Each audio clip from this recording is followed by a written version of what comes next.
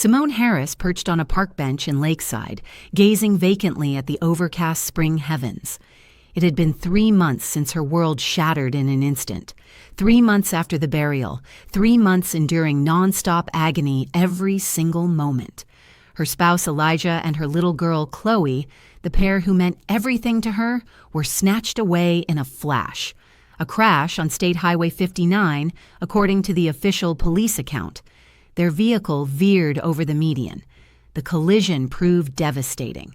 The semi-truck operator bolted from the site and remained at large.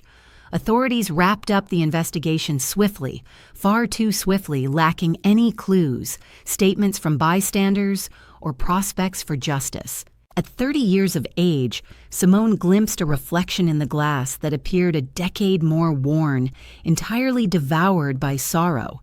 Her once vibrant dark locks had dulled, her features sagged with exhaustion, and her gaze carried a haunting void. Tears no longer came. They had ebbed away 2 weeks post-service. What lingered was a heavy, unyielding throb deep within her spirit, a faithful shadow. Elijah served as a rep for a supply firm. His earnings were solid enough, yet the payments on their modest condominium swallowed the bulk of their budget. Chloe, in her second year of school, harbored aspirations of artistry. She sketched incessantly, in journals, across surfaces, and even on her hands. Those vivid emerald eyes mirrored her dad's precisely, paired with the infectious giggle that once animated their dwelling with delight. That dwelling was history now. Post-funeral, the debts began to mount. The policy payout fell short of the obligations, and Simone hadn't held a job for 2 years. She devoted herself to Chloe at home, overseeing studies and household tasks. Their reserves held out for just 1 month.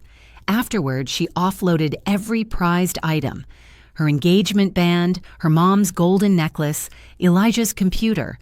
The lender seized the condo. Simone relocated to a tight quarters in a rooming facility for $700 monthly. She possessed funds for merely 2 weeks more.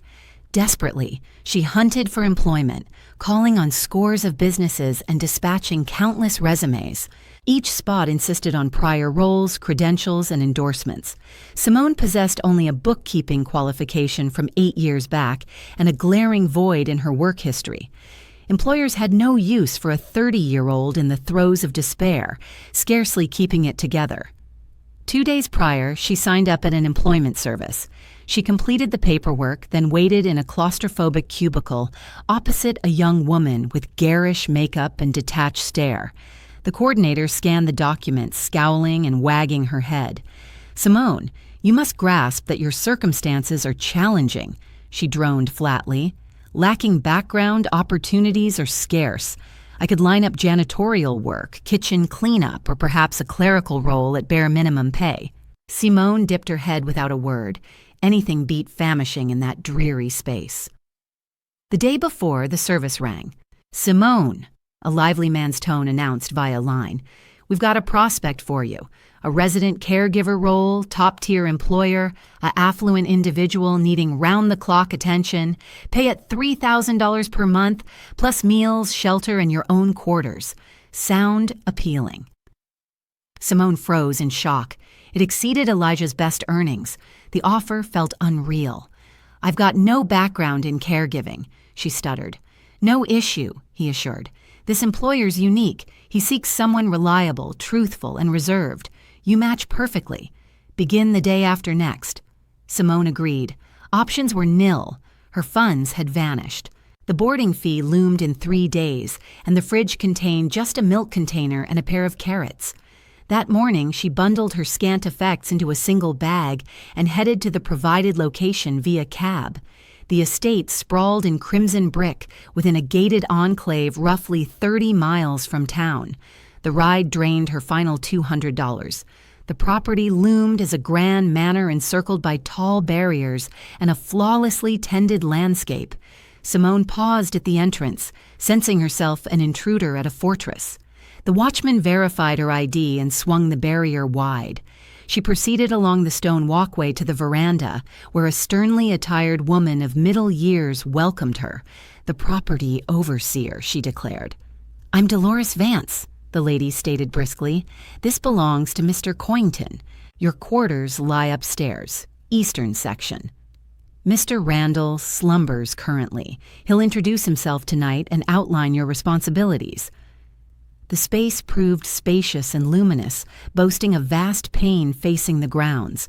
A pristine white bedding, wardrobe, writing table, easy chair, an ensuite bath with contemporary amenities, plush linens, and fragrant cleanser.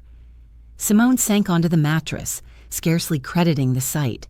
Just yesterday, she'd endured a space with flaking walls and a communal bath at the end of the corridor. Now she'd stepped into bliss. She stowed her sparse wardrobe in the cabinet, a handful of tops, a duo of denims, a few dresses, undergarments. The rest she'd auctioned or discarded. Surveying her sparse holdings, Simone felt a surge of humiliation engulf her. She found herself penniless, utterly reliant on the kindness of unfamiliar people. That night, an invitation came for her to join the evening meal in the dining hall. Simone made her way down the grand stairway, her pulse racing. It had been ages since she'd donned anything remotely proper. Simple black trousers paired with a crisp white shirt, the sole outfit she had that passed muster. Seated at the lengthy dining table was a gentleman by the name of Randall Coington. He appeared to be in his early 60s, with silver locks neatly swept backward, a broad countenance, and tinted spectacles concealing his gaze. He remained still, palms flat on the surface, his attention seemingly fixed on the view outside. "Simone," he inquired gently, his timbre rich and steady, carrying a faint rasp.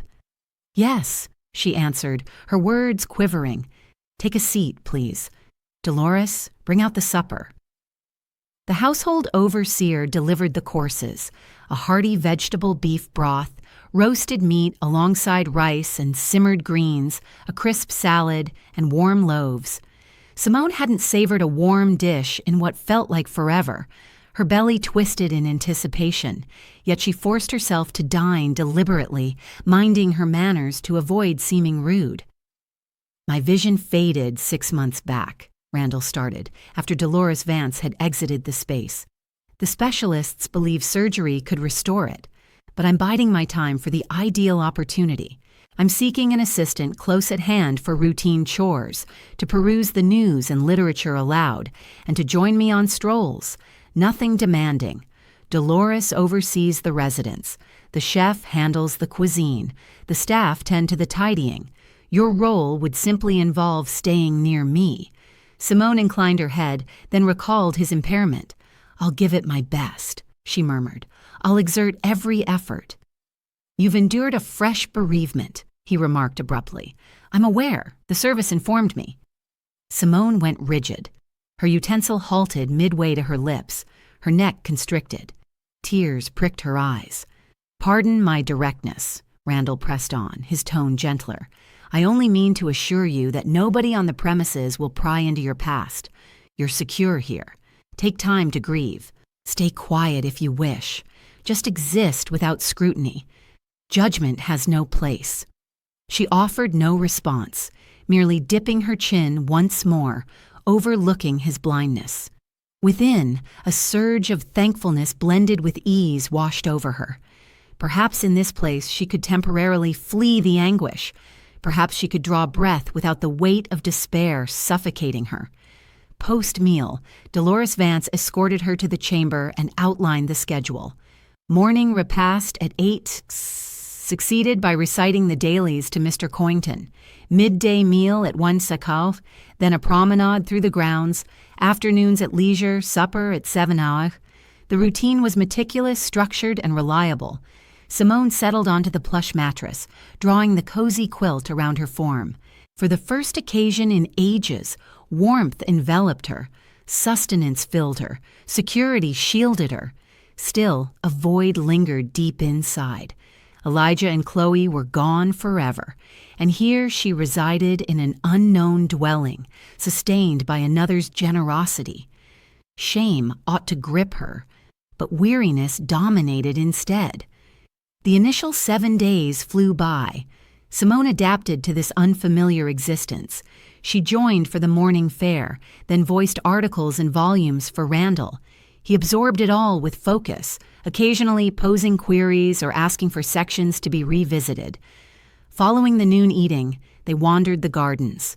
Her elbow hooked in his as she painted pictures with words of the blooms, the foliage, the heavens above. He spoke little, yet without malice, merely introspective, adrift in his musings. Simone started to mend, steady nourishment, restful nights on a supple bedding, and relief from perpetual strain allowed her vitality to return in measures. The torment lingered, but dulled to a profound, concealed throb.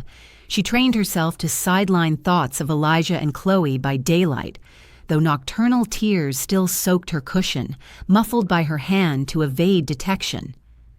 On the 7th evening, as Simone readied for slumber, having slipped into her sleepwear and run a comb through her tresses, a faint rap echoed at the threshold, barely perceptible.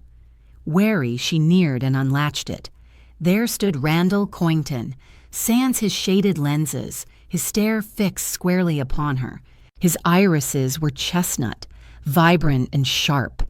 They held none of the vacant drift of sightlessness. Instead, they locked onto hers, absorbing every nuance of her features. Simone recoiled, dazed. Her lips parted, yet silence prevailed. "I've observed you throughout the week," he whispered, eyes unwavering forward. "The incident wasn't mere chance, Simone. The reality runs far deeper. If truth is what you seek, come with me." Simone lingered rigid in the entryway, speechless. Her reality had inverted in an instant. Randall Coington possessed sight. He wasn't sight-impaired. He'd feigned it for days, and she'd remained oblivious. Now he confronted her, alluding to the crash that claimed Elijah and Chloe. You possess vision." She eventually exhaled, her tone hoarse. "Indeed," he affirmed brusquely.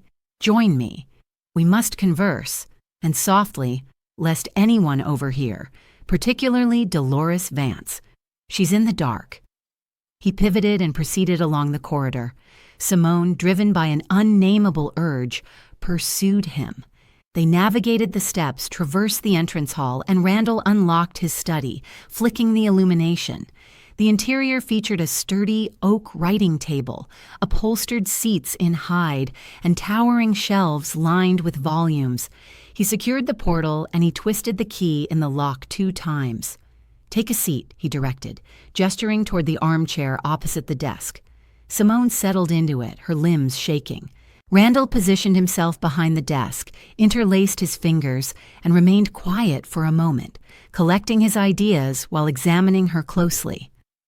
"I run a prominent construction company called Covington & Sons," he started deliberately, choosing his phrases with care.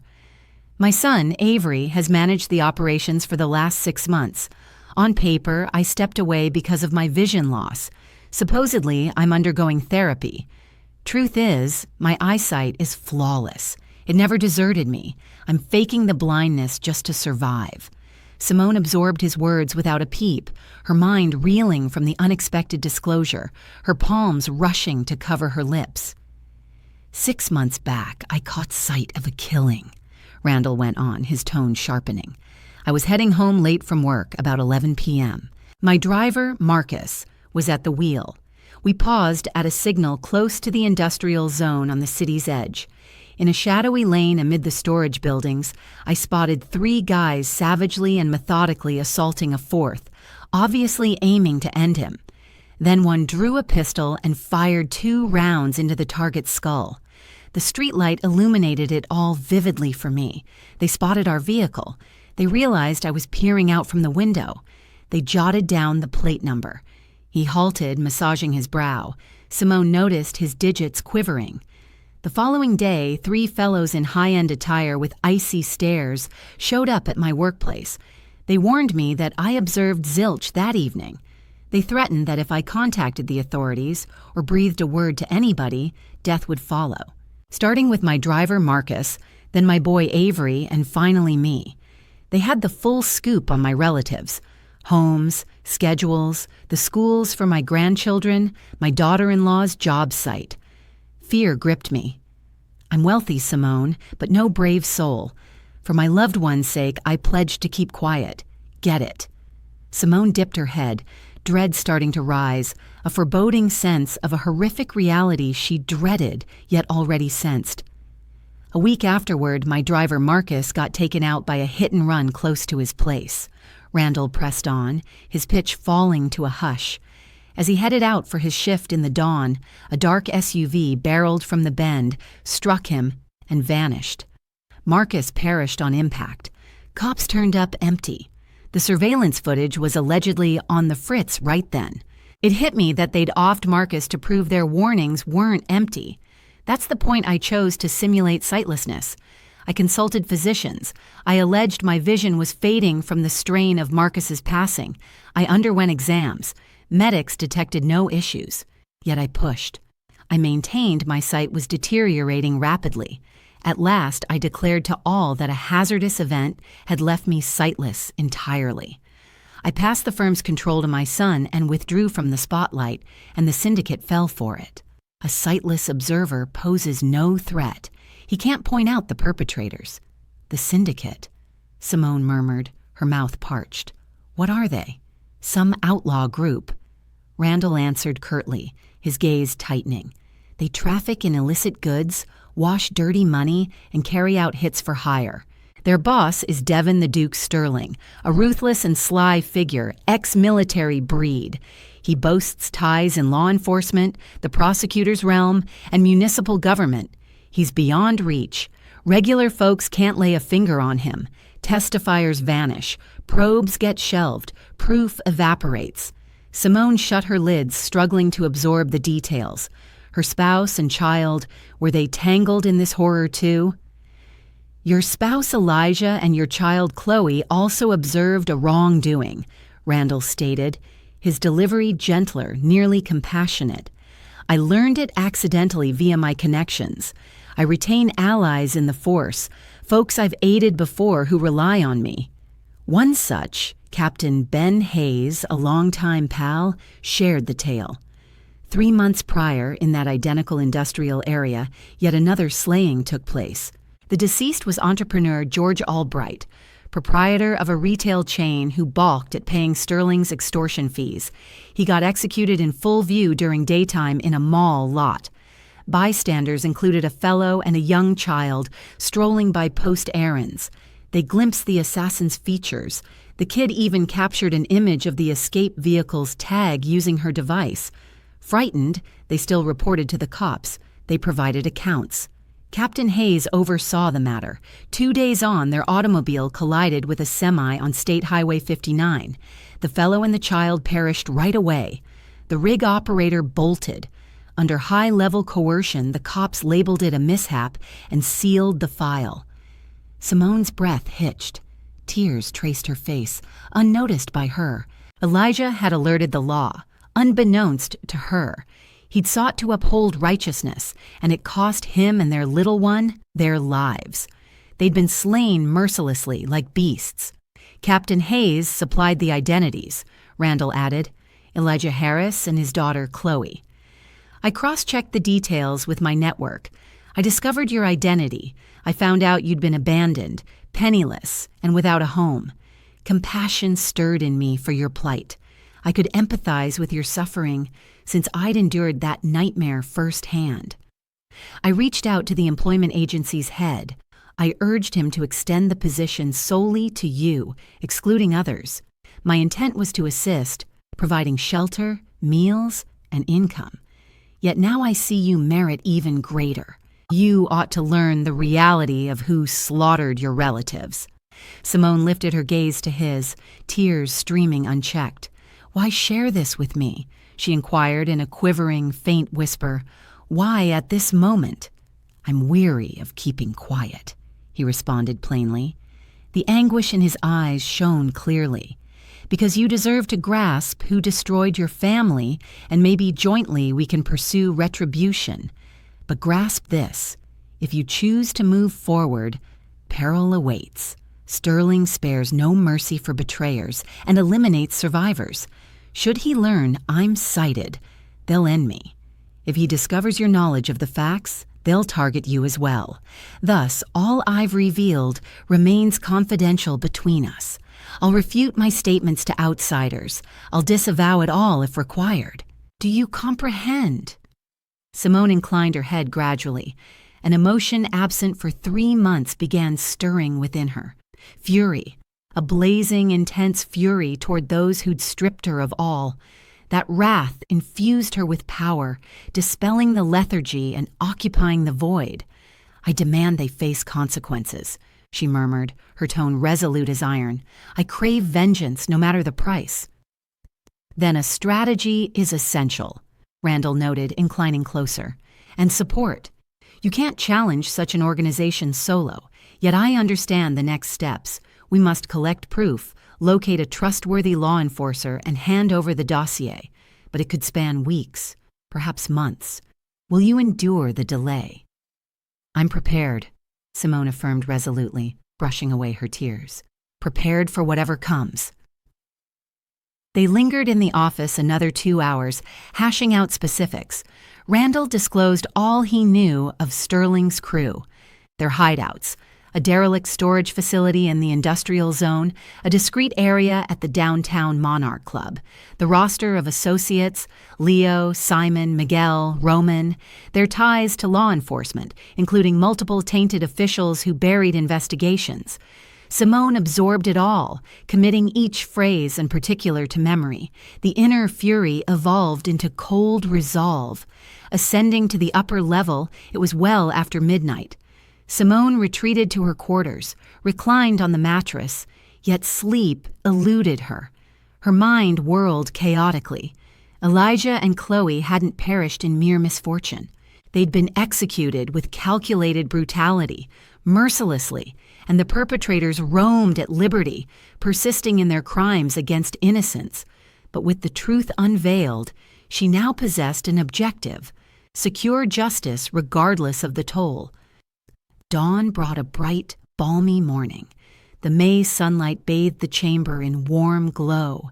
Avian melodies echoed from the garden beyond the pane. Simone roused early. Her temples throbbed from sleeplessness, yet resolve blazed inside. She rose, splashed her features with chilly water, and donned her everyday attire. Glancing at her reflection, her features remained drawn, but fresh vigor gleamed in her stare. She held purpose, no longer merely a broken spouse. She embodied a seeker of reckoning. During the meal, Randall wore his shaded lenses, portraying the sightless figure flawlessly for the household staff. Dolores Vance arranged the spread, chatting about domestic concerns. A barrier required mending. Provisions had to be procured for the upcoming days. Fresh groundskeeper was essential. Simone followed suit, acting normally, voicing the paper's contents, pieces on governance, finance, and community updates. Yet amid her and Randall, an unseen connection formed, a guarded pact. Post-meal, they wandered the grounds, tracing the trail amid tulip and narcissus plots. Simone linked her arm with his routinely. Once sufficiently distant from the residence, he murmured without glancing aside, "Have you pondered what I shared yesterday?"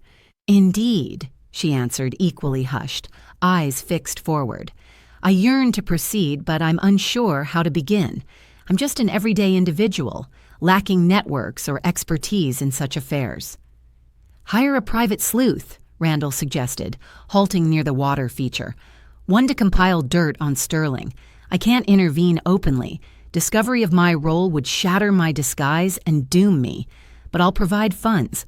Your initial compensation arrives in 7 days. $10,000 should suffice for engaging a solid investigator at the outset. Know of any?" Simone queried with optimism. "Not personally, but you can investigate. Numerous firms operate locally. Select wisely. Seek reliability. Check endorsements. Confirm their standing. And crucially, withhold any revelation about me. If the investigator probes your source on Sterling, claim you uncovered it via friends or web searches. Craft a believable narrative. My involvement stays hidden entirely." Simone nodded. She memorized every detail, committing it all to heart. The scheme appeared straightforward, yet she grasped its peril. A single misstep could alert Sterling to their plot against him. "I'll proceed with caution," she assured. "Extreme caution." The ensuing days dragged on in anxious suspense. She carried out her responsibilities, reciting stories to Randall, strolling alongside him, and joining him on brief outings to the city to sustain the facade. Evenings found her secluded in her quarters, scouring the web on her outdated device for private investigation firms, customer feedback, and fee structures. Options were limited. The majority focused on tailing unfaithful partners or locating evasive debtors. Few tackled weighty probes, but one firm caught her eye: Seward and Associates. Its founder, Anthony Seward, was an ex-cop who had stepped away a decade prior following a clash with his bosses over declining to shelve a probe into a powerful figure. He focused on intricate matters, criminal probes, and compiling proof for courtrooms. Feedback was favorable, if not abundant. Patrons commended his integrity, reliability, and readiness to handle risky assignments. Costs ran steep, but not outrageous. Simone concluded this was her sole viable path. The week crawled by, each day stretching endlessly. At last, salary day came. Dolores Vance passed Simone a hefty envelope stuffed with cash, $3,000 in crisp notes. Simone had never clutched such a fortune before. Her hands shook while tallying the stack. This was her opportunity, her gateway to pursuing retribution. She tucked the envelope into her bag, her pulse racing with thrill and dread. The subsequent morning, Saturday, she sought the day free. She informed Dolores Vance of errands in town, purchases, a medical checkup. The property overseer approved with minimal inquiry. Simone summoned a cab for 10:00 a.m. The Seward and Associates headquarters lay in the urban core. On the third level of a mundane commercial structure along a serene avenue, Simone ascended the steps and located the proper entrance. A sign displayed the title and emblem, an artistic eye paired with a lens. She rapped twice and went inside. A woman in her mid-20s, clad in professional attire, occupied the front desk.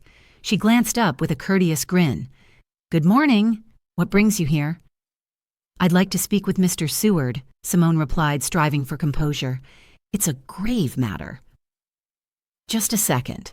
The receptionist phoned briefly, hand muffling her words. Then she smiled at Simone again. "Mr. Seward is available. Head to the room on the right." Simone eased the door ajar and entered. The space was modest yet inviting, lined with racks of law volumes and dossier stacks, a workstation equipped with a laptop, and a pair of guest seats. Seated there was a fellow around 40, sporting cropped black locks flecked with silver at the sides, a slender visage marked by keen contours and piercing silver gaze that appeared to pierce souls. He rose, offering his hand over the surface. "Anthony Seward, have a seat." Simone clasped it, solid and assured, and settled in. Anthony resumed his position across from her, folding his fingers on the desk, observing her intently as he gauged her. "I'm Simone Harris," she started, her tone quivering though she willed clarity. 3 months back, my spouse Elijah and our girl Chloe perished in a vehicle crash. Authorities ruled it accidental and shut the file, but I've uncovered the truth. It was homicide. They were targeted deliberately for observing a felony. I require your assistance to unearth proof and hold the perpetrators accountable." Anthony Seward heard her out in silence. His expression stayed neutral, yet his stare followed her gestures precisely. "Share the full story," he urged evenly, retrieving a notebook. "How did you learn it was deliberate?" "What leads you to that conclusion?" Simone drew in a steadying breath. She had rehearsed the account, per Randall's guidance. Conviction was key, without exposing her intel's origin. "I discovered a USB stick in Elijah's belongings," Simone pressed on, feigning assurance. He'd concealed it well. It held images from that fateful day when they beheld the act. He snapped shots of the site, the perpetrators' visages, and the getaway vehicle's tag. I delved into research, chatting with his contacts, poring over reports of akin incidents. Bit by bit, I uncovered the mastermind's identity, Devin Sterling. He runs a illicit syndicate. Elijah and Chloe caught his crew executing a slaying. They got silenced to prevent testimony. Anthony Seward's brow creased as he noted the essentials. Devin Sterling carries considerable weight, he remarked deliberately, setting his pen aside. If your account holds, we're dealing with a highly perilous undertaking. A few queries. Where's that USB now? Why bypass the authorities with such damning material? I disposed of it. Simone fabricated swiftly planned. I worried that the wrong folks might stumble upon it. I destroyed it by fire, but every detail is etched in my mind. I recall the license plate number. I remember those faces clearly, and I've learned that Sterling has ties to the police force. That's why I'm hesitant to approach them outright. I require stronger proof that they can't bury. I get your concerns. They're valid. The detective agreed with a nod. Absent tangible evidence, building a case would prove challenging, though not out of reach. I could seek out witnesses, compile data on Sterling's operations, and hunt for alternative corroboration. Are you ready to fund this probe? Absolutely. What's the fee? It varies based on the intricacies and duration. An operation of this nature demands significant effort, perhaps risky endeavors. My rate is $10,000 up front for the initial month's labor. Should I uncover solid leads and the matter proceeds to court, an additional $5,000 at the end. If the first month yields no viable results, I'll refund half the deposit. Do these conditions suit you? Simone agreed promptly. $10,000, precisely the sum she'd just acquired. She retrieved the envelope from her bag and set the crisp stack of bills on the desk. When do you begin? Right away, Anthony Seward answered, securing the cash in a drawer. Share every bit of intel you possess. Individuals, timelines, locations, specifics, anything to aid the inquiry. Simone relayed all she'd gleaned from Randall, deliberately omitting his identity. She described Sterling's crew, his associates, Leo, Simon, Miguel, Roman, their hangouts, the derelict warehouse, the Monarch Club, their law enforcement links, and the illicit dealings. Anthony jotted notes diligently, posed follow-up queries, and had her reiterate key aspects. Their discussion stretched beyond an hour. All right, he concluded at last, snapping the notepad shut. This gives me a solid foundation to proceed. I'll commence by cross-checking these elements. I'll pursue potential witnesses open to sharing. I'll search for records validating Sterling's involvement in unlawful pursuits. Patience will be essential. It might span weeks. I'll provide periodic updates on developments. Your contact number, Simone supplied it. They clasped hands resolutely. On the street outside, Simone halted briefly, inhaling the fresh spring breeze. The initial move was complete. The investigator had taken on the assignment. Now it was a matter of patience and faith that he'd unearthed the necessary revelations. She arrived back at Randall's property that night. Dolores Vance welcomed her in the entrance hall, inquiring about the outing. Simone responded curtly, "It all smoothed out. I got what I went for." The household overseer acknowledged and headed to the kitchen to prepare the meal. Simone ascended to her quarters and collapsed onto the mattress. Her frame shook with residual anxiety. She'd pulled it off. She'd engaged a private investigator. The journey toward accountability was underway, yet it promised periods of doubt, dread, and suspense. Over the next fortnight, Simone endured mounting suspense. Days blended into one another. Mornings started with meals alongside Randall, followed by perusing newspapers, strolls through the grounds, midday eats, leisure hours, evening dinners, and rest. The predictability steadied her, warding off despair. Yet an inner urgency smoldered relentlessly. She strived to appear composed, concealing her strain from Dolores Vance and the other employees, avoiding any red flags. In private garden moments, Randall would probe the investigation's status. Simone offered concise updates. The investigators on it, results are pending. he'd affirm, clasping her hand reassuringly. Anthony Seard reached out thrice in that span. First, 5 days post-consultation, he mentioned probing Sterling's municipal connections and uncovering promising threads. Next, 7 days on, he'd located a former gang affiliate who'd departed and agreed to converse, though coaxing a formal statement amid safety fears demanded effort. Finally, on day 13, he'd secured paperwork exposing fund transfers via Sterling's phantom firms. With every update, optimism swelled within Simone. Momentum was building. Proof was accumulating. Before long, those responsible for her family's demise would face consequences. Yet nocturnal visions plagued her. She envisioned Elijah and Chloe trapped in the inferno-engulfed vehicle, their cries echoing as she strained to reach them, legs frozen in place. She'd jolt awake, drenched and sobbing quietly into her bedding, dreading detection. Come the 16th dawn, Anthony Seard phoned once more. Excitement laced his tone, edged with victory. Simone, we must convene without delay. I've discovered critical details, pivotal ones that might transform the entire pursuit. Where? When? Her pulse quickened, fingers quivered. Tonight at 7, the diner on Main Street's corner. Familiar with it? I'll track it down, Simone assured. By herself, it's crucial. And stay vigilant, ensure nobody's tailing you. She sought approval from Dolores Vance to head into town that night, claiming she had to pick up an item. The property overseer scowled but approved it. Simone arranged a cab for 7 p.m. The hours crawled by at an agonizing pace. Simone attempted to read aloud to Randall, yet she kept drifting from the story's flow. He picked up on her anxiety. During their private stroll, he murmured, "Has something gone wrong?" The investigator uncovered vital details. Simone confided softly, "We're connecting tonight. He mentioned it might alter the whole picture." "Stay alert," Randall cautioned gravely, extraordinarily alert. Should Sterling learn of the probe targeting him, he'll make moves. See to it that nobody spots you. Avoid dropping names. Leave no trail. I'll watch my step, she assured him. The bistro at the corner proved to be a modest spot on the first floor of an apartment block, featuring plain decor and sparse patrons. Simone stepped inside right at 7 hour and scanned the space.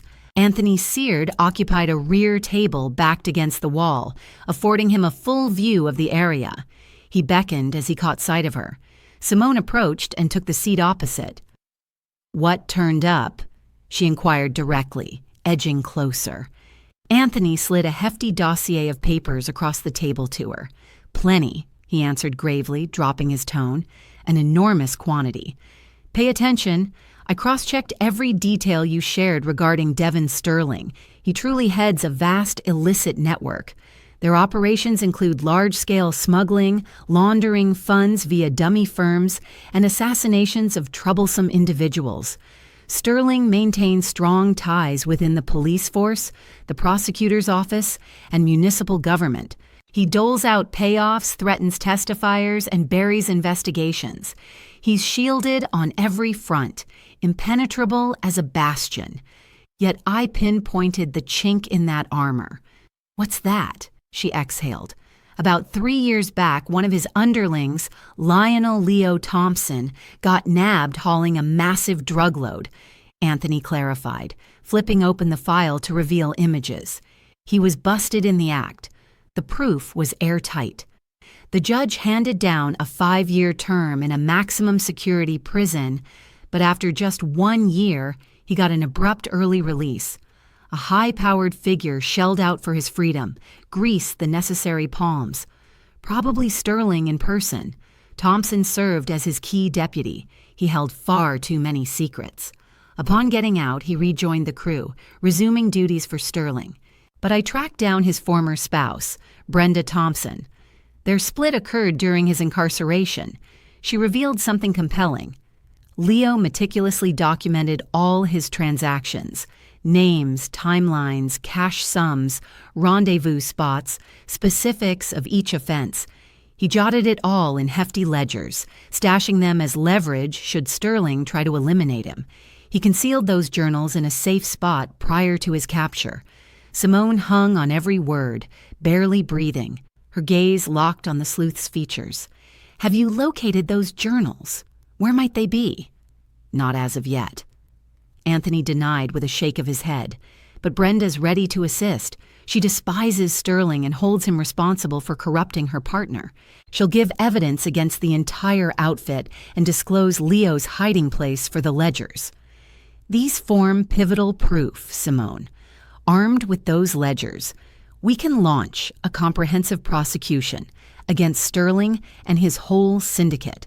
They'll hold identities, data, and metrics, precisely what the inquiry requires.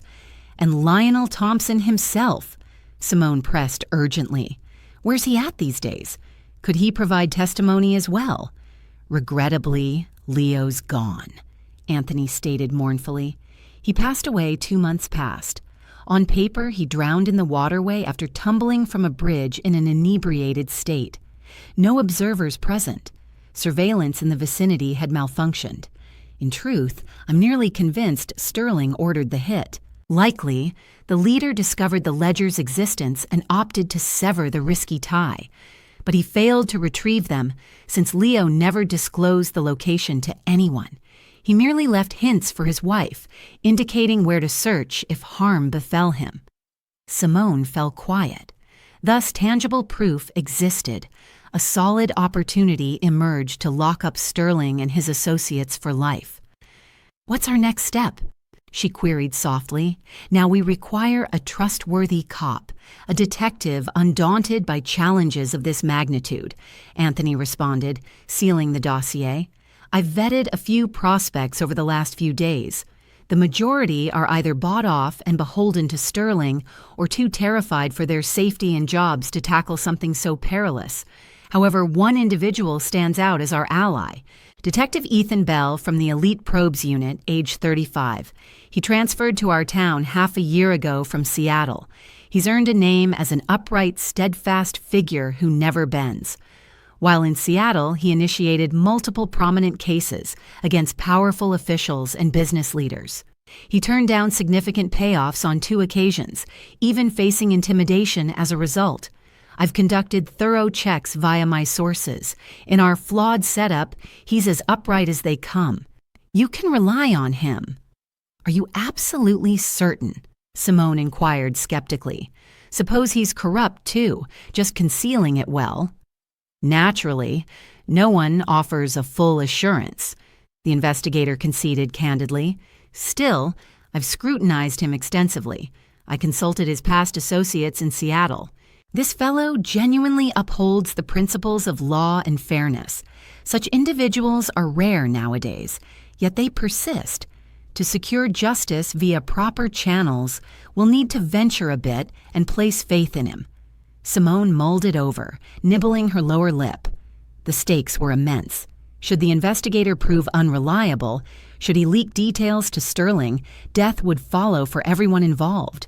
Her, the investigator, Randall and Thompson's former spouse, yet alternatives were non-existent. "Fine," she agreed with a firm nod. "When do we connect with him?" "I've set up initial plans," Anthony responded, a faint grin crossing his face. "Wednesday morning at 10 a.m., the day after next, he'll host us in his workspace. I'll deliver the dossier of findings from this past week.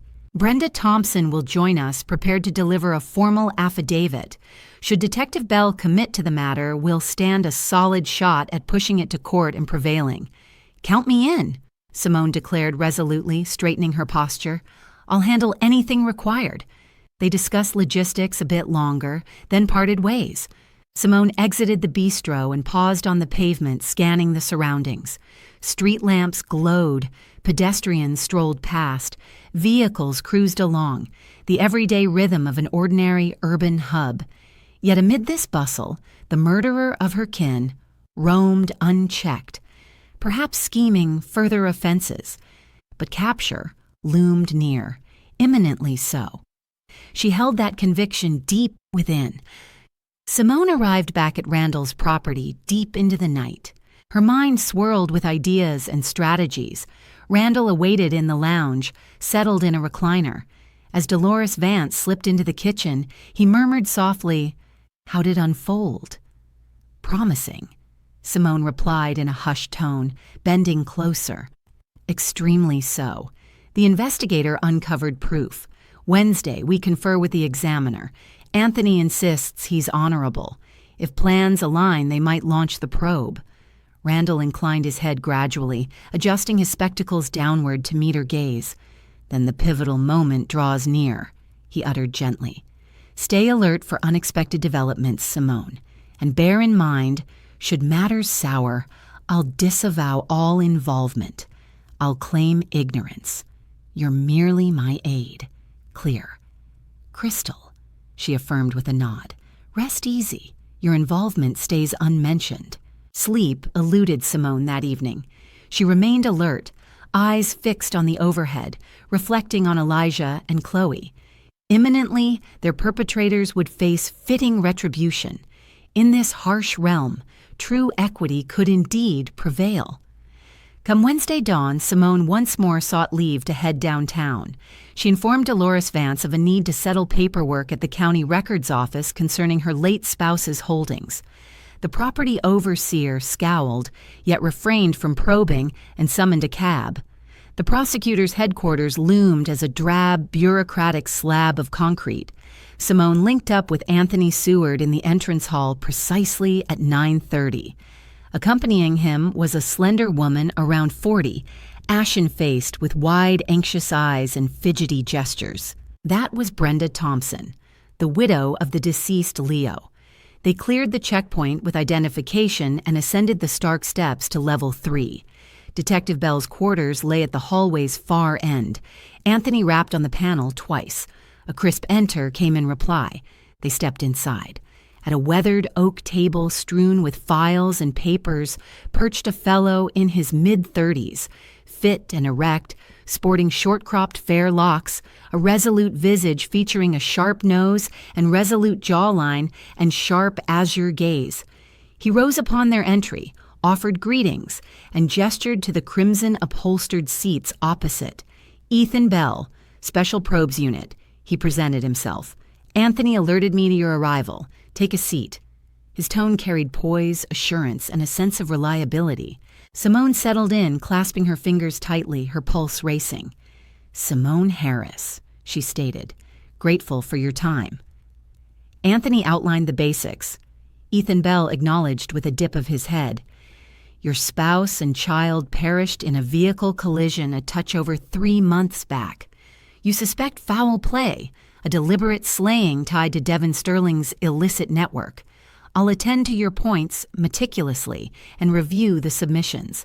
However, I must caution you up front. Sterling wields grave power and peril. Engaging here commits us irrevocably."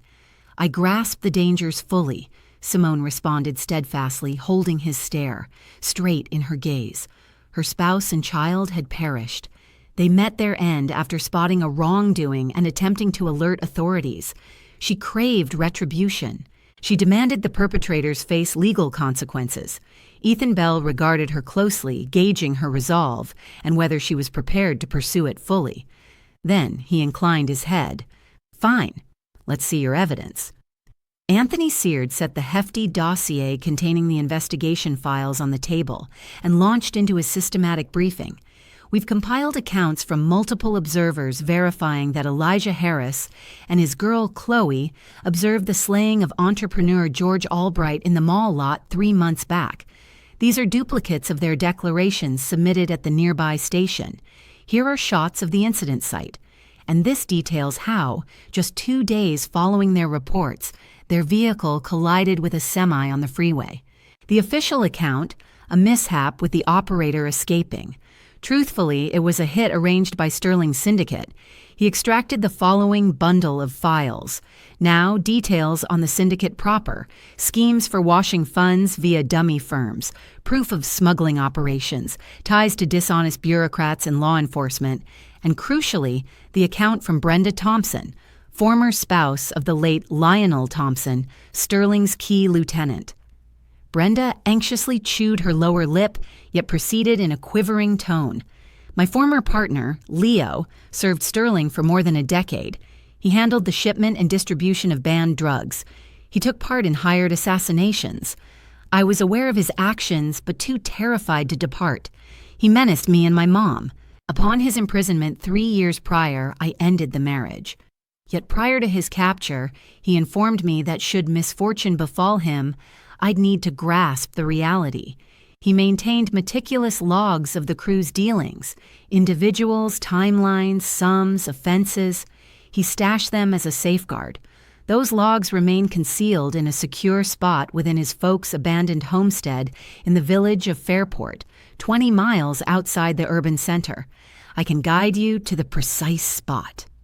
Ethan Bell paid close attention, jotting entries in his pad. His expression stayed stoic, though his gaze scrutinized every file. He leafed through the sheets, scanned the reports, and inspected the images. Roughly 15 minutes of strained quiet elapsed. At last, the sleuth raised his eyes and locked onto the trio's stares. "This represents grave evidence," he articulated deliberately, sliding the files away. "Should verification uphold even a portion, we'd possess ample cause to launch proceedings against Devin Sterling and his full illicit network. However, grasp this: peril awaits. Should he learn of the probe targeting him, he'll seek to erase all participants." "We comprehend the hazards," Anthony Seard affirmed resolutely. "Yet inaction now means he'll persist in his murders. How many additional lives must be lost?" Ethan Bell assented. "You're correct. I'll assume responsibility for this matter, though it'll demand patience. Verification of these items, fresh interviews with observers, retrieval of those Thompson logs, assembly of further proof, and field actions lie ahead. This spans at minimum a few months. Understood?" Simone declared, her tone unyielding as iron. "The key is the outcome, that they pay for their deeds." "There will be one," the examiner vowed steadfastly, meeting her eyes. "You have my assurance. I'll drive this inquiry to completion, no matter the opposition. Here's my personal contact. I'll update you on major advances as things unfold, but utmost caution is essential henceforth. Reveal nothing of this session to outsiders. Avoid attracting undue notice. Should you sense surveillance or peril, alert me at once. I'll provide safeguards." They noted his digits. They reviewed the particulars once more. Brenda specified the stash site's position amid the weathered homestead. Ethan Bell pledged to schedule a visit soon to secure the materials. The session concluded after 60 minutes. They parted ways and exited the room. Outside the prosecutor's facility, Simone clasped Anthony Seard's hand. "Gratitude," she expressed profoundly, moisture gathering in her eyes. "Truly, for all your efforts. Absent your aid, I'd never have arrived here." "No need for thanks," the investigator responded, giving her a reassuring tap on the arm. "It's my duty to aid those pursuing honesty. You're remarkably courageous, Simone. Stay resolute. Progress is underway. Best wishes." Brenda Thompson bid farewell, too, with unease, clasping Simone's and the investigator's hands. "I suspect Sterling orchestrated Leo's death," she murmured softly, "and I desire accountability not merely for your kin, but for my prior spouse as well. Though I despised his criminal turn, Sterling corrupted him into it. Let him languish behind bars eternally." Simone headed back to Randall's property around midday. Her spirit brimmed with optimism, a spark so vivid it hadn't flickered like this in ages. Progress was underway in the case. Bell proved himself a man of integrity, a dedicated expert. He'd exhaust every avenue to lock up Sterling and his crew. The ensuing weeks dragged on with excruciating tension, nearly too heavy to bear. Days stretched into endless voids. Ethan Bell labored without pause. The probe pinpointed the gang's sanctuary using Leo Thompson's ledgers. Brenda pinpointed the precise location within the farmhouse. There they uncovered 5 hefty journals scrawled in tiny script. The contents were staggering: identities, timelines, deal volumes, accounts of slayings, and further offenses spanning the prior decade. It formed a treasure trove for the probe. 14 days onward, Bell formally questioned Thompson's former spouse on the record. Her account aligned seamlessly with the logs. Additionally, he secured 2 more informants ready to speak out against Sterling, ex-associates who'd quit the group and dreaded retaliation. The prosecution launched formally, accusing them of extortion schemes, unlawful smuggling of banned goods, and hired assassinations.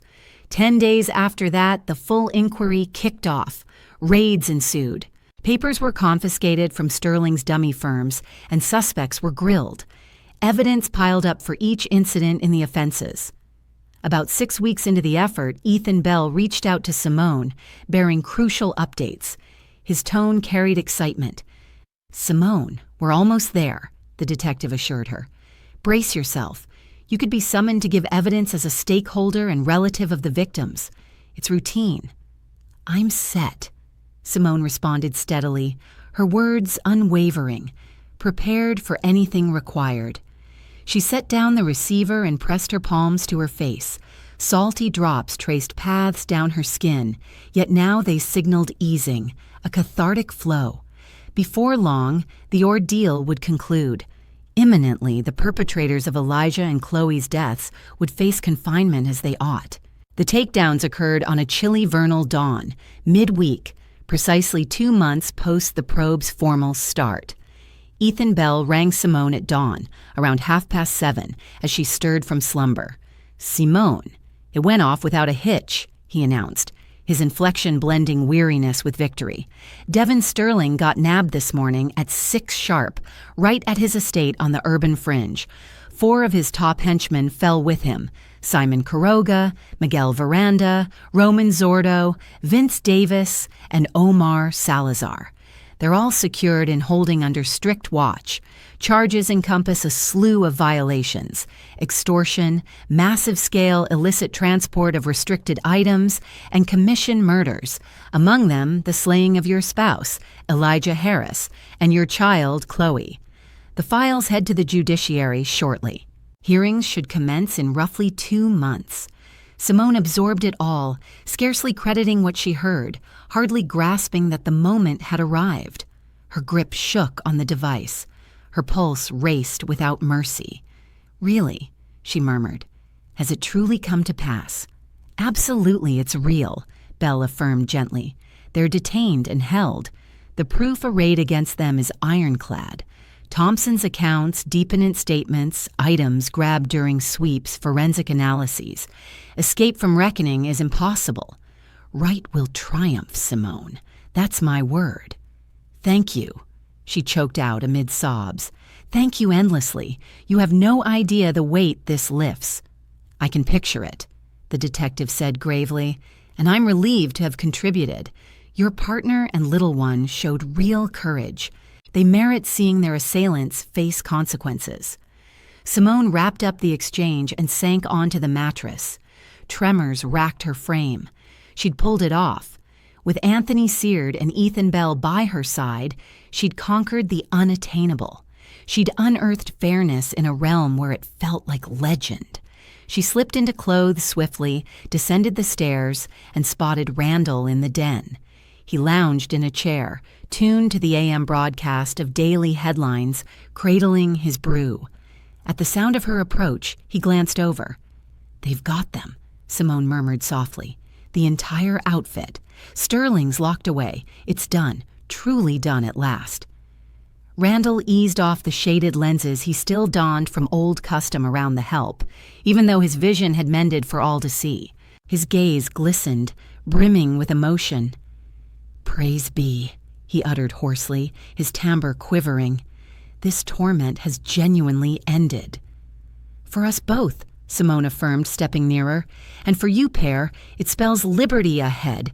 No more skulking or feigning. Live freely, sans threat of reprisal." "For me as well," he concurred, rising to embrace her like a father. "My gratitude, Simone. You've proven far bolder than I managed. Fear for my kin made me retreat. But you pressed the fight right through." You're an extraordinary soul." "It was you who provided," she responded by saying it had given her the opportunity to uncover the reality as she brushed away her tears. "If not for you, I'd have continued in the dark, oblivious to who destroyed my family. You endangered your own well-being and exposed your hidden truth to aid someone you barely knew. I'll forever owe you my gratitude." They remained locked in an embrace, two survivors who had endured terror and dread, now discovering serenity at last. Beyond the windows, sunlight bathed the world. Birds chirped melodiously. Existence pressed forward. The ensuing weeks unfolded with a sense of tranquility. Ethan Bell checked in often, updating her on the probe's advancements. Sterling and his cohort staunchly denied involvement, retaining high-priced attorneys and attempting to intimidate witnesses via their released kin. Yet the proof was overwhelming. Thompson's logs provided irrefutable clarity. Accounts from numerous observers corroborated each offense. Forensic analyses linked them directly to individual incidents. The legal team for the defense couldn't dismantle the sheer weight of the material. Randall publicly declared his vision restored completely following overseas therapy. He resumed leading the firm actively with his son Avery. The tale of his feigned impairment stayed concealed from the public eye. He urged Simone to guard that confidence eternally, and she consented. Certain confidences deserve to stay buried. 2.5 months onward, the eagerly anticipated court proceedings commenced. Simone was present at each hearing without fail. She took her seat in the chamber amidst relatives of Sterling's other casualties. Their numbers were legion, far too many. Her gaze fixed on Devin Sterling and his associates confined in the dock. They appeared utterly ordinary. Men of middle years, clad in somber attire, features blending into the crowd.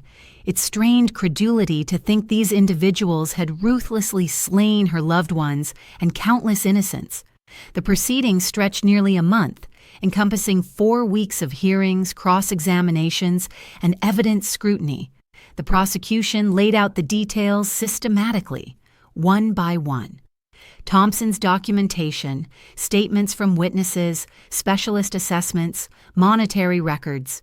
The opposing counsel labored to dismantle the accusations, unearth discrepancies, and undermine the testifiers, but their efforts proved futile.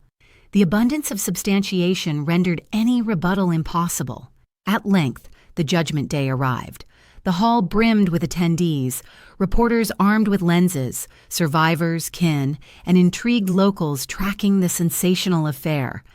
Simone occupied a spot in the foremost row. The magistrate recited the ruling at length in a flat tone, enumerating each violation, each datum, each occurrence. Simone absorbed it all, scarcely breathing, lest she overlook a syllable. Devin Sterling received a 25-year term in a federal prison, coupled with the seizure of his entire assets. Subsequently, the judge delivered verdicts for the remaining accused, 15 to 22 years behind bars.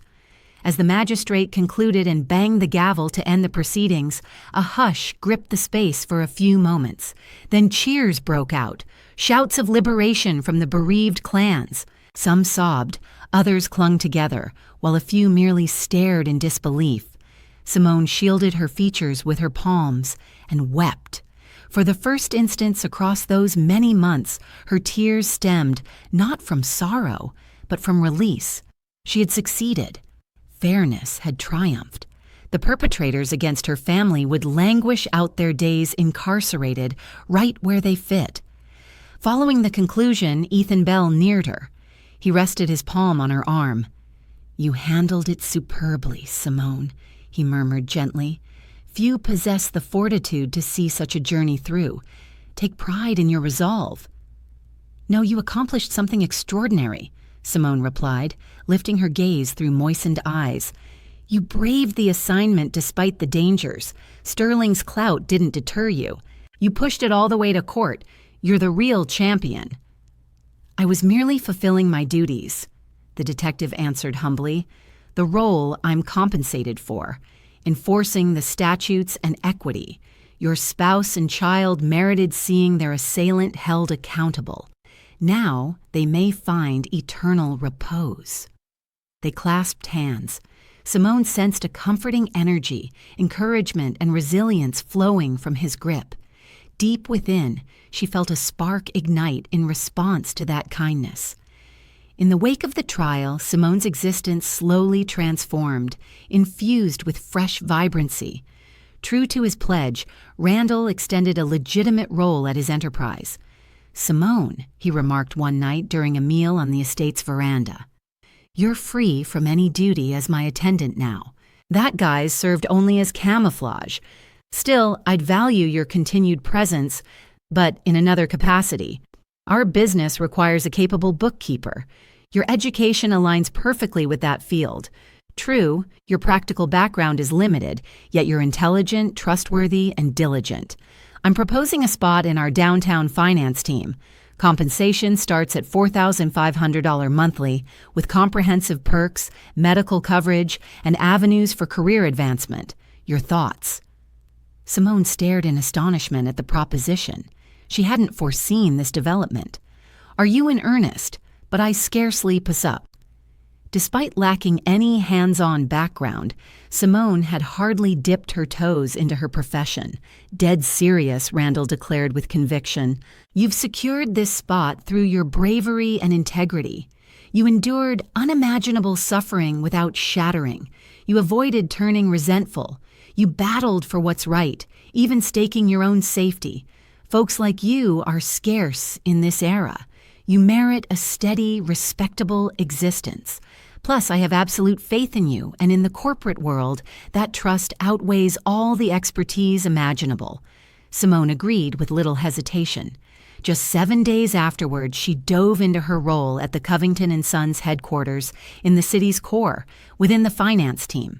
The tasks proved engaging and manageable enough for her academic background.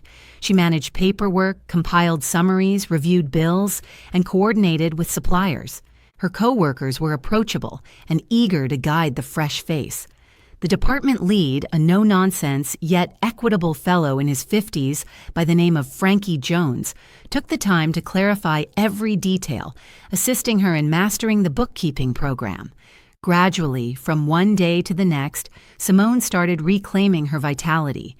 With her initial complete salary, she leased a compact one-bedroom unit in a modern complex on the 5th level, offering sights of the nearby greenery. She outfitted it simply yet cozily.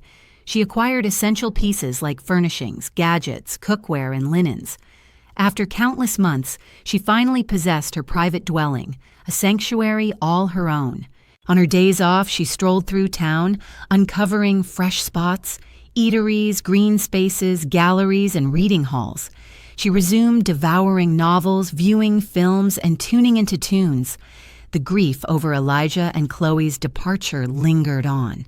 It stayed embedded deeply, woven into her very essence. Yet Simone figured out how to coexist with that sorrow, refusing to let it devour her whole world. She realized she deserved another shot at joy, that Elijah and Chloe would have wished for her to embrace a vibrant existence rather than merely surviving in endless sorrow. Ethan Bell would phone now and then, inquiring about her progress, her job, her spirits. They occasionally linked up for a brew at a quaint, inviting spot close to her place, chatting about careers, daily routines, and urban vibes. Simone sensed a bond strengthening between them, something unique, beyond mere camaraderie, though not yet defined. Ethan struck her as intelligent, truthful, resilient, guided by solid values and a compassionate nature. He grasped her anguish without empty phrases. He skipped the trite reassurances. He was just present whenever she required support.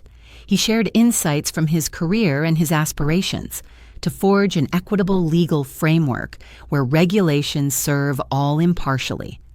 On a balmy September night, half a year post the Sterling proceedings, Ethan suggested they dine out at an eatery. They claimed seats near the glass, gazing at the waterway below, savoring fine cuisine, sipping fine vintages, and conversing on myriad topics and idle matters alike. Simone, Ethan uttered abruptly, locking eyes with her directly. "I need to share this. I hold you in high regard. Truly I do. You've weathered a horrific nightmare. You've been robbed of your dearest ones. You ended up utterly isolated, yet you held firm. You steered clear of cynicism against humanity. You championed righteousness, endangering yourself in the process. You've accomplished what so many never attempt. And amid it all, you've stayed compassionate, generous, receptive, and able to unearth delight once more. You've proven to me that fairness can prevail, even amid apparent injustice. You've restored my belief in my calling, in the value of my efforts." Simone's face flushed as she averted her gaze, sensing the warmth in her skin. "Wouldn't anybody in my shoes have done likewise?" she murmured gently. "No," he countered resolutely, denying it with a head shake. "The majority would have surrendered, settled for the grief, swallowed the so-called accident narrative. You pressed forward regardless of terror and peril. That's exceptional valor." He reached across the surface, his palm extended. It felt sturdy, reassuring, and steady. Simone lifted her eyes to meet his. Within those azure depths, she detected tenderness, concern, and an emotion surpassing basic platonic warmth. "I'd love to learn more about you," Ethan expressed quietly yet assuredly. "To share additional moments, to integrate into your world if that's all right. I get that it's premature, that your emotions are still raw, but I'm prepared to be patient for however long necessary." Simone struggled for words. A storm of sentiments raged inside. One side still gripped tightly to Elijah's legacy. She battled shame for entertaining feelings for someone new. How could she entertain fresh romance when Elijah had departed just a year prior? How could she dishonor his remembrance? But another facet pulled her toward Ethan, his robustness, candor, and sincere attention. She yearned for vitality, for the chance at fulfillment, affection, and renewed energy. And that voice assured her Elijah wouldn't desire her eternal solitude, entombed in bygone days. "I require some space," she breathed, clasping his hand back. "A bit more to untangle my thoughts." "Take every moment you want," he responded tenderly with a grin. "No pressure from me. I'll simply stay close by." They continued their connection gradually, with caution, allowing the bond to unfold on its own. Ethan was just present whenever she required his presence, offering her encouragement and tenderness. Over time, Simone started sharing more deeply with him. She opened up about her experiences alongside Elijah, detailing their college encounter, the extended pursuit he undertook to win her over, the starry rooftop proposal at her dormitory, Chloe's arrival into the world, those initial marital years brimming with delight and affection, and the everyday joys like shared morning meals, strolls through green spaces, and seasonal family outings. Ethan absorbed every word with focused attention, refraining from any interruptions. He avoided drawing parallels to Elijah. Instead, he gently clasped her hand, giving her the space to express herself. One afternoon, as they rested on a bench in the park gazing at the fading sun, he remarked, "I'll never step into your husband's shoes, and I have no intention of attempting it. Your past holds a chapter of deep romance that's etched into your being for good. Yet I can bring a fresh chapter to your life, one that's distinct, yet equally genuine. I can stand beside you, bolster you, and cherish you in the way you merit, should you choose to allow it." Tears welled up in Simone's eyes. She pulled him close, pressing her face against his shoulder. For the first stretch in ages, vitality surged back into her. Her once stilled heart appeared to soften, pulsing with renewed energy. "Yes," she murmured amid her sobs. "I will. I long to give this a chance. I yearn to embrace life onward." Time moved forward by a year. Simone and Ethan evolved into a genuine partnership. Cohabitation hadn't arrived yet. Each stayed in their separate residences, but their weekends and spare nights were nearly always intertwined. They attended plays, musical performances, and art exhibits. Escapes to nearby locales included lakeside outings and relaxed companionship. Ethan brought Simone to meet his folks, a retired scholarly pair residing on the urban fringe. His dad, a former secondary school educator in history, and his mom, once a children's doctor, welcomed her with open arms, steering clear of prying into her history. They were merely thrilled that their boy had connected with someone so fitting.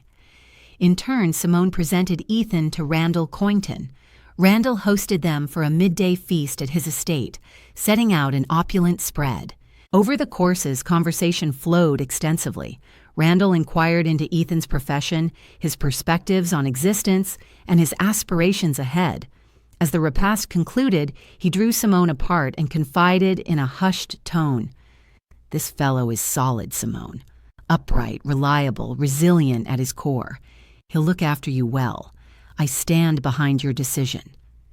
Elijah, no doubt, would rejoice knowing you've encountered someone like him.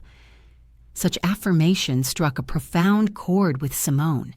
The endorsement from Randall, the individual who'd pulled her from the brink of hopelessness and guided her toward resolution, carried great weight. As fall deepened, Ethan popped the question. One twilight, they ambled along the riverside path, the urban glow dancing on the inky surface below. He halted, faced her directly, and retrieved a band from his jacket. "Simone, I adore you," he declared earnestly, meeting her gaze. "I treasure your resilience, your candor, your compassionate soul. My desire is to share every remaining day with you, to remain at your side through triumphs and trials, uplifting you and bringing you fulfillment. Would you consent to becoming my wife?"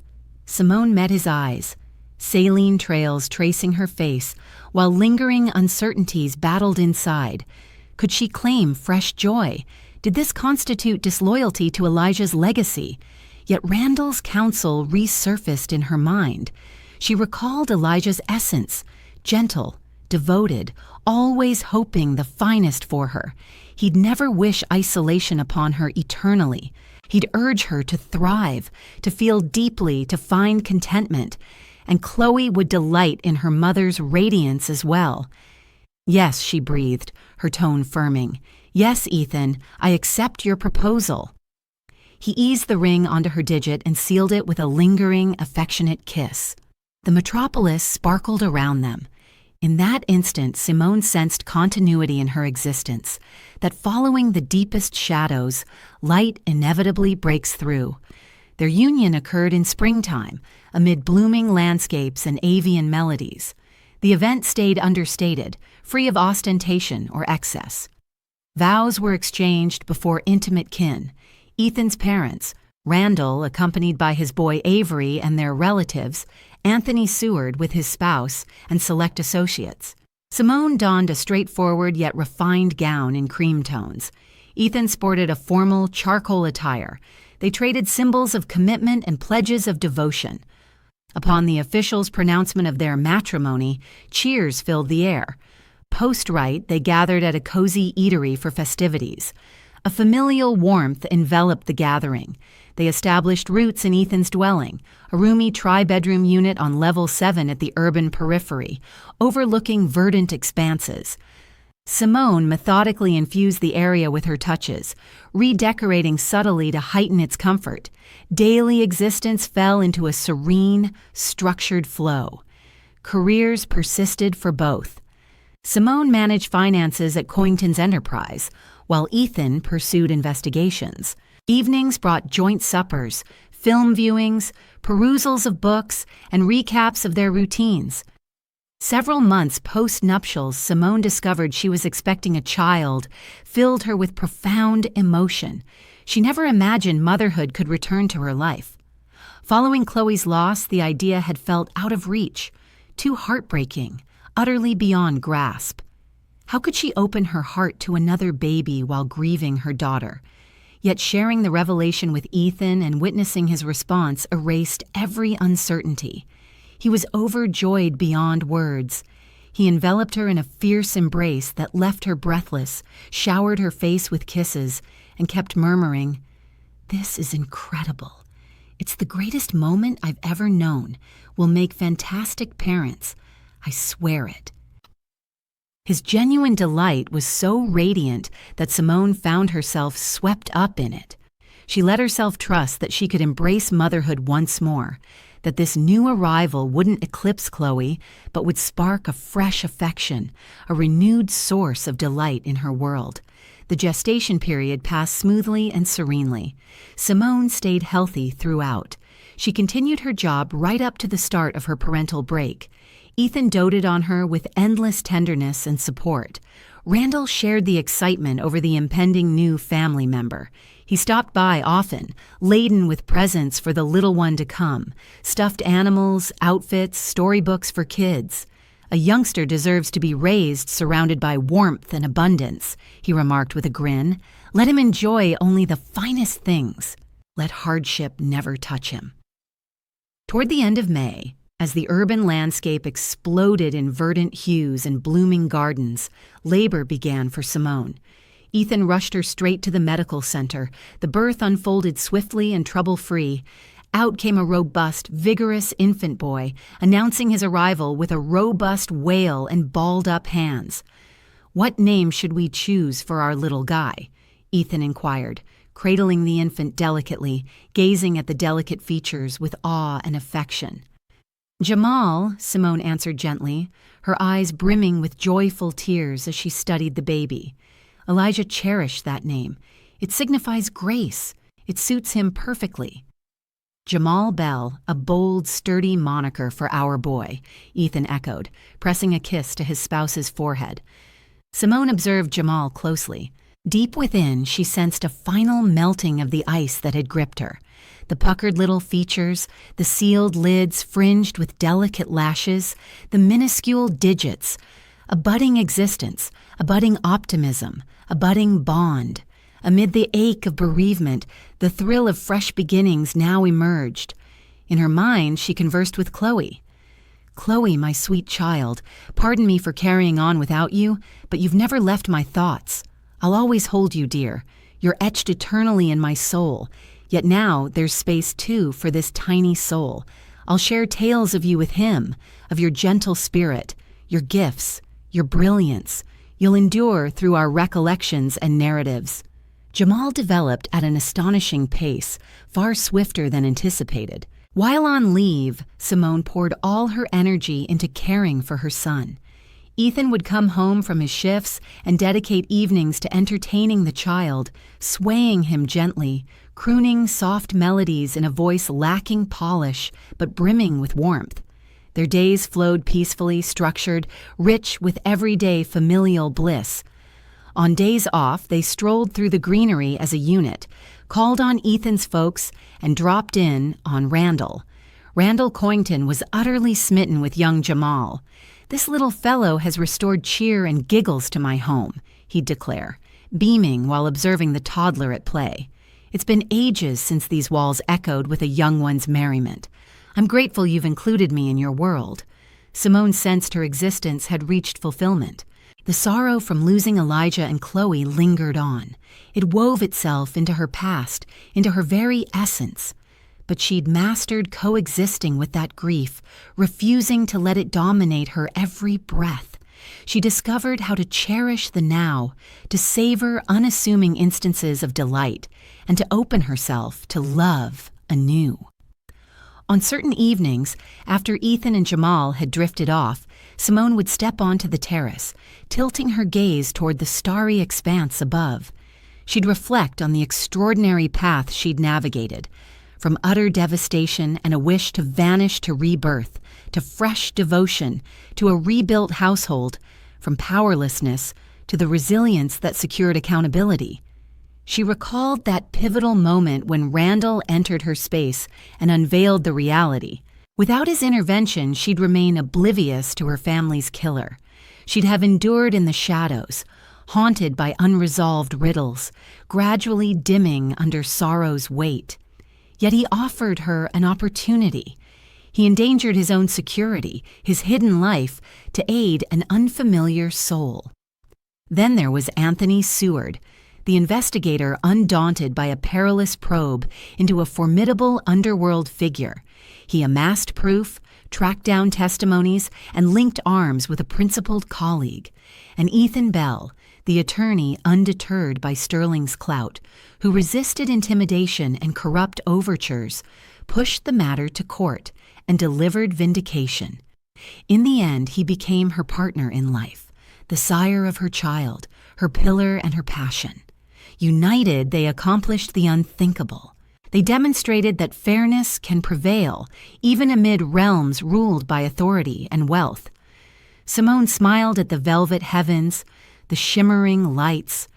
Out there, in the vast universe, Elijah and Chloe kept vigil over her. They witnessed her contentment.